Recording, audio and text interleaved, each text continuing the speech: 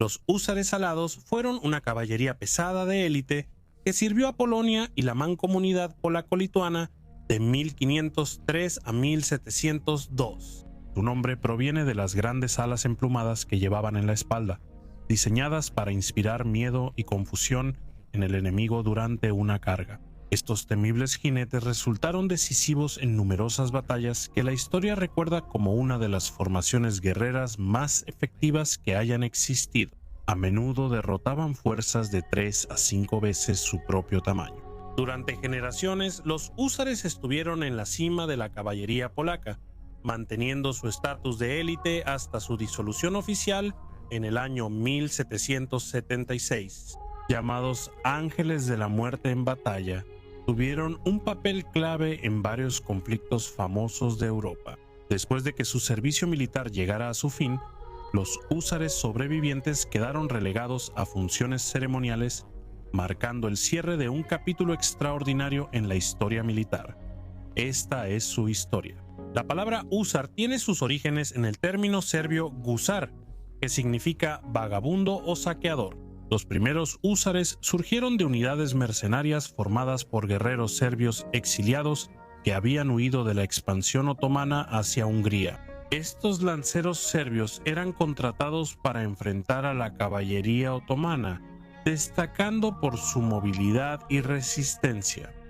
La primera formación oficial de húsares en Polonia fue creada por decreto del Parlamento polaco en el año 1503, inicialmente compuesta por mercenarios húngaros. Poco después, el reclutamiento se amplió para incluir a soldados polacos nativos. Más ligeros que los lanceros renacentistas fuertemente armados, estos primeros húsares serbo-húngaros desempeñaron un papel relativamente limitado en los éxitos militares polacos de principios del siglo XVI, como la victoria en Orsha. A mediados del siglo XVI, en el período de transición, los húsares pesados sustituyeron gradualmente a los lanceros acorazados montados en caballos blindados. El verdadero húsar alado surgió tras las reformas militares introducidas en la década de 1570 por el rey de Polonia y gran duque de Lituania, Esteban Báthory. Su desarrollo alcanzó su punto máximo bajo el liderazgo del rey Juan III.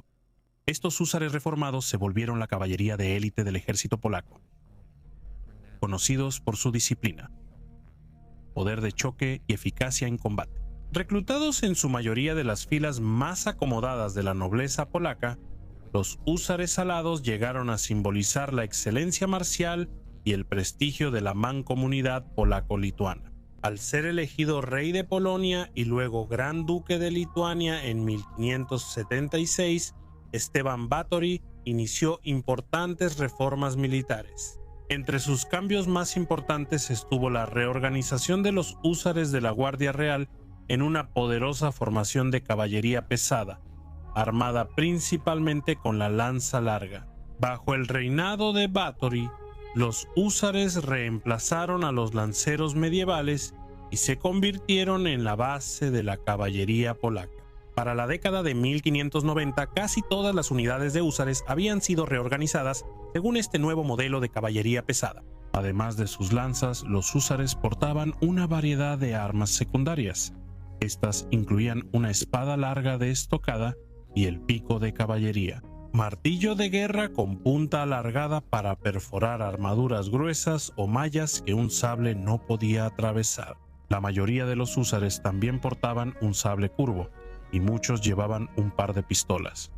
Su armadura estaba coronada por el distintivo casco de cola de langosta. Inspirado en diseños otomanos, este casco presentaba un corte en forma de corazón en la parte superior, un protector de cuello segmentado asegurado con remaches deslizantes y una barra nasal ajustable que terminaba en una visera en forma de hoja. El símbolo más llamativo de los húsares eran sus alas, grandes armazones emplumados que se convirtieron en su emblema inconfundible. Estas normalmente se sujetaban a la parte trasera de la armadura o a la silla de montar, en lugar de al casco mismo, aunque algunos diseños de cascos del siglo XVIII incluían alas más pequeñas en forma de abanico montadas directamente en el yelmo. La armadura de los húsares consistía en una coraza trasera, hombreras y brazales con guantes de hierro, Sorprendentemente ligera, pesaba unos 15 kilos. Esta armadura hacía que los húsares fueran rápidos y ágiles, permitiendo a sus caballos galopar a máxima velocidad por más tiempo. Tan famosos como los jinetes eran sus caballos. Los caballos de los húsares eran valientes, resistentes y resilientes. Podían llevar cargas pesadas rápido y recuperarse pronto. Estos animales excepcionales eran híbridos de razas polacas antiguas y razas orientales, a menudo adquiridos de tribus tártaras. La batalla de Kilholm, librada en el año 1605, surgió de una feroz rivalidad territorial y dinástica entre la corona sueca y la mancomunidad polaco-lituana. En el fondo estaba la ambición de Suecia de dominar el mar Báltico y una amarga disputa por el trono sueco. Mientras el rey Carlos IX desafiaba la reclamación de Segismundo III, el monarca polaco-lituano. Estas tensiones culminaron en una lucha por el control de Livonia, una región de inmensa importancia estratégica en el Báltico oriental. El 27 de septiembre del año 1605, los ejércitos rivales se encontraron cerca del pequeño pueblo de Quilol. El rey Carlos IX comandaba una fuerza de abrumadora superioridad numérica, con casi 11.000 soldados apoyados por 11 cañones. En contraste, la mancomunidad polaco-lituana enfrentaba graves dificultades.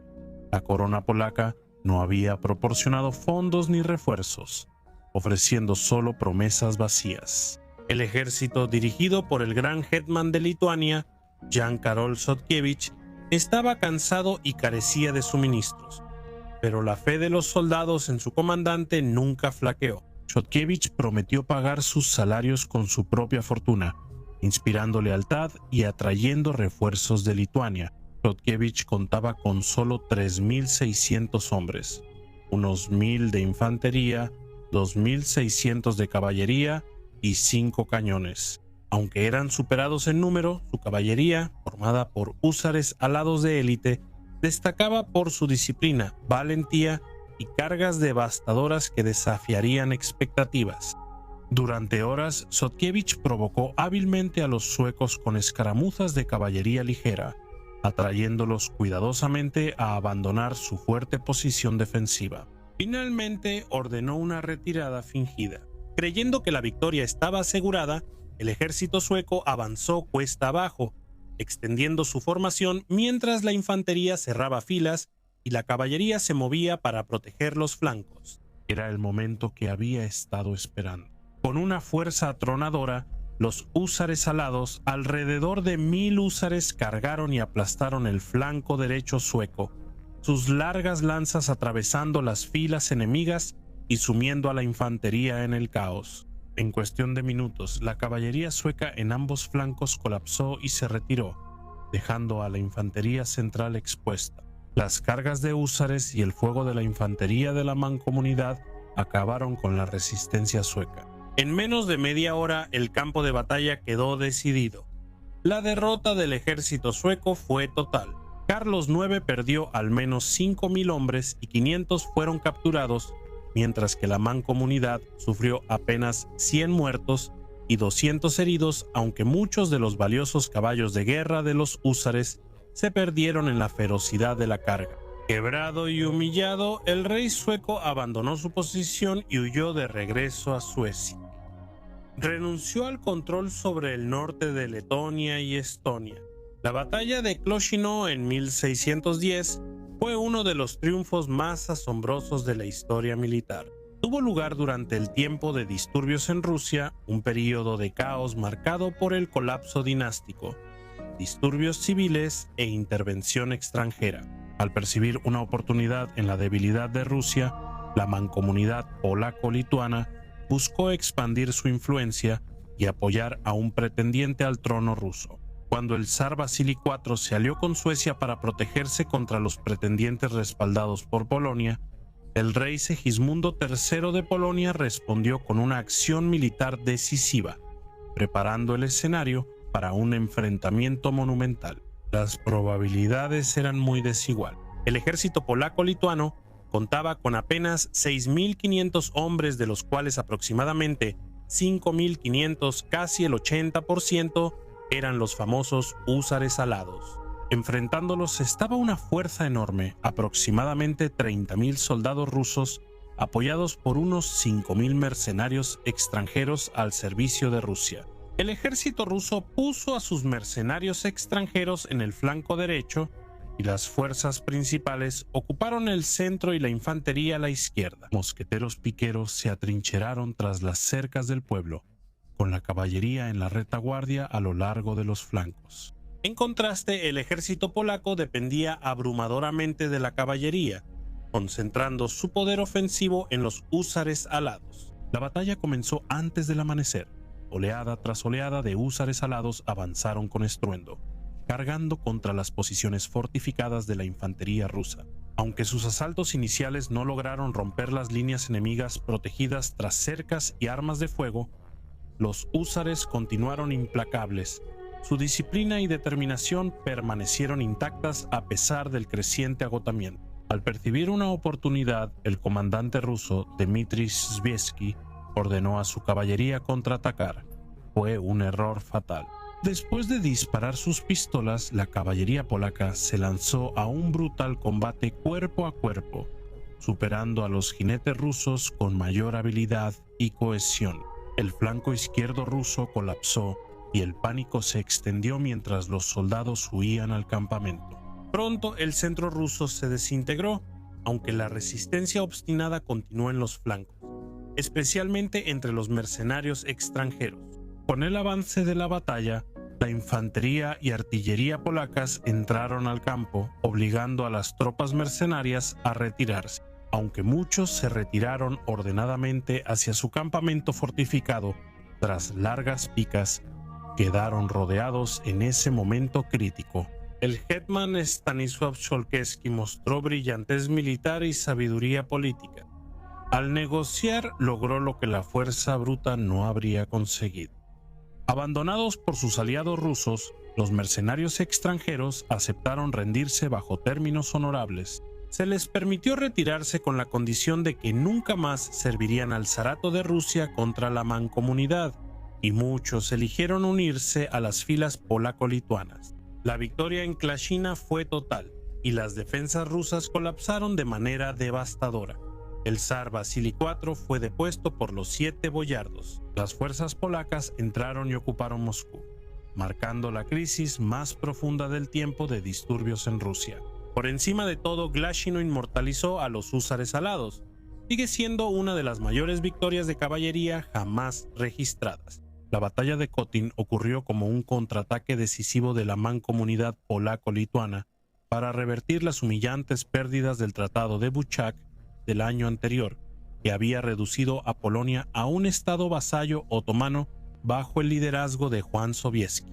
La batalla fue una ofensiva estratégica para recuperar territorio y honor perdidos, aprovechando el agotamiento otomano. Después de su campaña de 1672 y de resolver las divisiones políticas internas polacas para lanzar un ataque unificado y poderoso, el ejército polaco-lituano, compuesto por unos 30.000 soldados, había sitiado la fortaleza de Kotin en los primeros días de noviembre del año 1673. El líder polaco-lituano aprovechó el clima helado, ya que los turcos no estaban equipados ni preparados para esas condiciones. Después de un ataque durante toda la noche por parte de los sitiadores, en medio de un viento fuerte y un frío mortal para los turcos, al amanecer del 11 de noviembre, Sobieski lideró personalmente a sus tropas para asaltar el campamento turco, tras lo cual los húsares irrumpieron por las brechas en las murallas. Los turcos contraatacaron con su caballería, pero no resistieron la valentía de la carga de los húsares. Pronto los combates aumentaron en la fortaleza y el campamento turco. Al ver el pánico en las tropas turcas, Hüseyin Pachá ordenó evacuar. Pero el puente que intentaron cruzar fue dañado por la artillería y colapsó bajo el peso de quienes huían. El resto de las tropas turcas fue capturado o cayó. Las bajas polaco-lituanas fueron mucho menores y se capturó una fortaleza fuertemente fortificada con grandes suministros de alimentos y pertrechos de guerra. La batalla de Kotin fue una victoria total para la mancomunidad, pero no logró un avance decisivo en la guerra. La batalla de Viena ocurrió por el objetivo del Imperio Otomano de capturar la capital del Sacro Imperio Romano, Viena, para controlar rutas comerciales vitales y expandirse aún más en Europa. Repitiendo un intento fallido de 1529, los otomanos, liderados por Kara Mustafa Pachá, lanzaron un asedio masivo. La batalla de Viena en 1683 fue uno de los conflictos más importantes de la historia europea.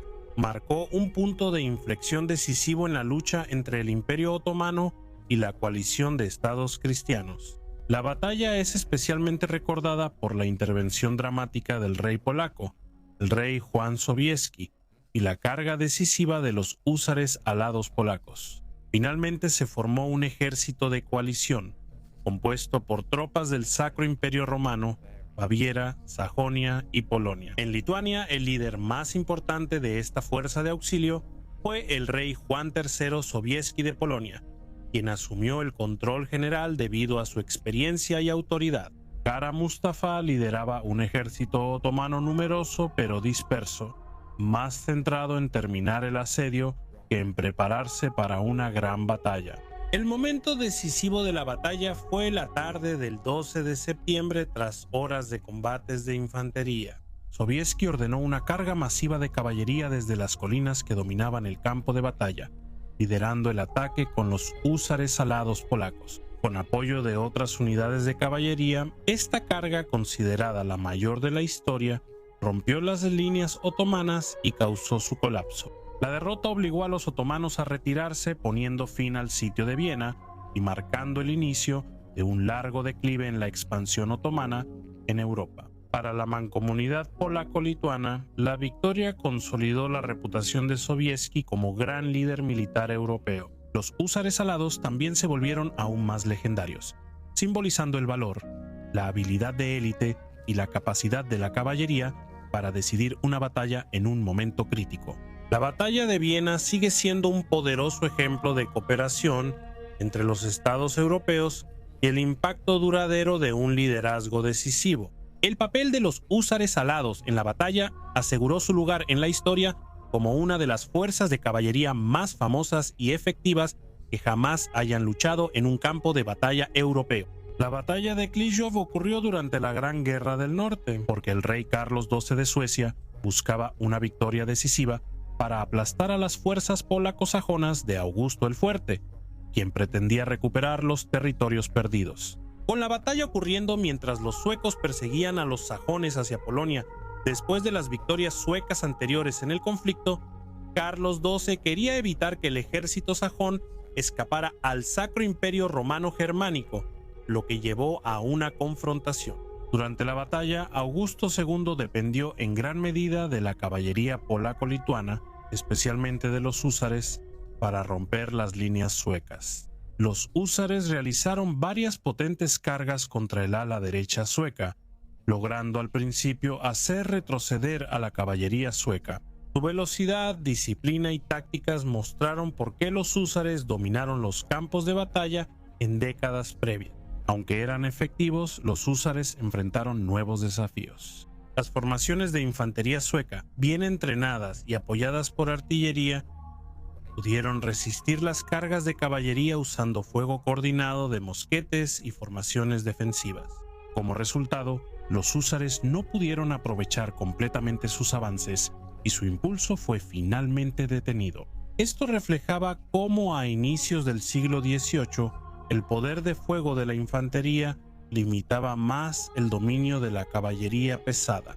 Aunque los húsares polacos no lograron la victoria, fueron clave para el rumbo de la batalla. Sus ataques obligaron al ejército sueco a responder de manera defensiva y demostraron que, incluso contra ejércitos modernizados, los húsares seguían siendo una fuerza formidable. Tras la retirada y reagrupación de los húsares, el rey Carlos XII tomó la iniciativa. La infantería sueca avanzó de manera constante, mientras su caballería se reorganizaba y contraatacaba. La infantería sajona en el centro comenzó a flaquear bajo la presión y la coordinación entre la caballería polaca y la sajona. La infantería se desmoronó mientras las fuerzas suecas avanzaban. Augusto II vio que la batalla estaba perdida y el ejército polaco-sajón se retiró, dejando el control a los suecos. Aunque los húsares lucharon valientemente y demostraron su fuerza tradicional, la batalla demostró que incluso la caballería pesada de élite no podía decidir una batalla por sí sola contra infantería bien entrenada usando tácticas modernas. La batalla marcó el final de una era como los más grandes caballeros de Europa. Los ángeles de la muerte quedaron efectivamente obsoletos por las nuevas tecnologías y las estrategias de guerra en evolución. Me gustaría dar un enorme agradecimiento a todos mis miembros. Su contribución es valiosa para la continuación del canal y los aprecio enormemente a todos. Agradecimiento especial a John Seitz y Stephanie Hassan. Espero que todos hayan disfrutado el video. Si fue así, no olviden darle like, suscribirse y compartir. Y nos vemos pronto para otro perfil histórico.